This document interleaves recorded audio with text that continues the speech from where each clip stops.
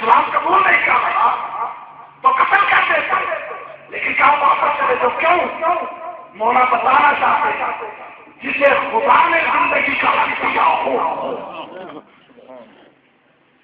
جسے خدا نے زندگی کا حق دیا ہو، انسان کا کیا حق ہے کہ اسے موت کے بعد ہوگا؟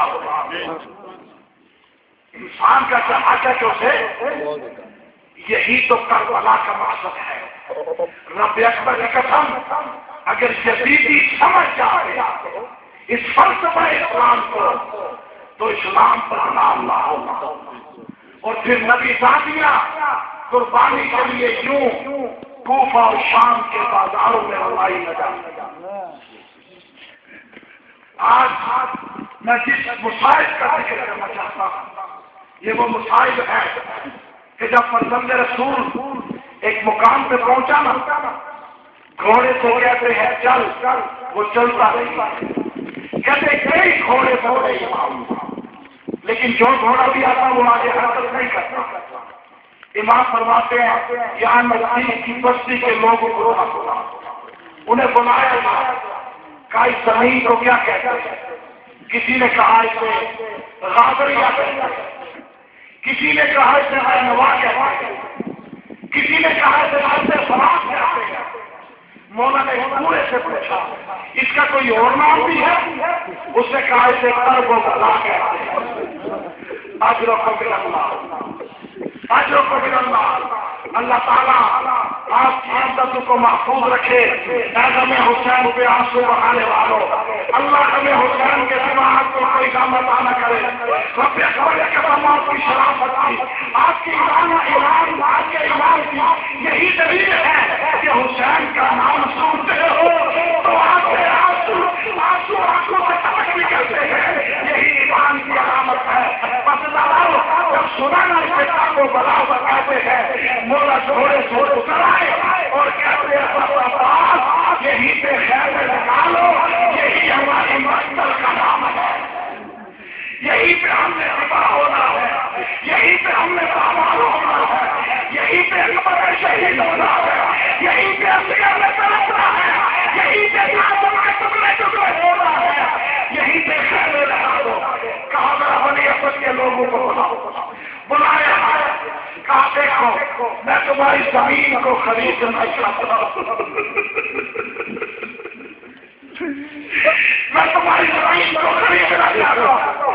کہتے امام حسین نے وہ سلام نے زمین کو خریدا، خریدنے کے بعد کہا میں کچھ وصیت کرنا چاہتا ہوں۔ مرسو کو بلایا، بلا کے کہا دیکھو یہ زمین خرید کر میں تمہیں ہبا کر رہا ہوں، میں تمہیں دے رہا ہوں کہ 10ویں کے بعد تم اسے استعمال کرو، عاشور کے بعد تم اسے استعمال کرنا، لیکن میری ایک وصیت ہے کہ 10ویں کے دن تک اس میدان سے دور رہنا۔ 10ویں کے دن تک اس میدان سے دور رہنا، اور جب 10ویں کا دن گزر جائے تو پھر یہاں کا لاشیں بکھرے ہوئے ہوں گے، اجر کو من اللہ، یا کچھ لاشیں بکھرے ہوئے ہوں، انہیں دفن کر ان مرسوں سے کہا چلے جاؤ، ذرا اپنی عورتوں کو بھیجو۔ اب عورتیں جب عورتیں ابھی تک اپنا کام نہیں کرایا، فرماتے ہیں اے بیٹیوں دیکھو اگر 10ویں کے بعد تمہارے مرد کسی خوف کی وجہ ڈر کی وجہ سے ہمارے معاشرے دفن نہ کر سکے،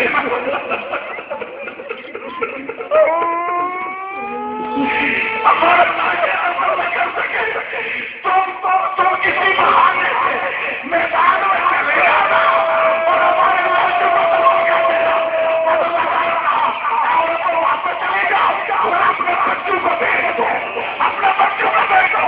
اور عدالتوں میں ہمارے کے بچوں کے لابے کا مقصد یہی ہے کہ حسین کے انتقال کو سنے، اپنے بچوں کو بھیجو۔ اب جب بچے آئے گا اب اپنا بات کروایا، بچوں بتاؤ تمہارے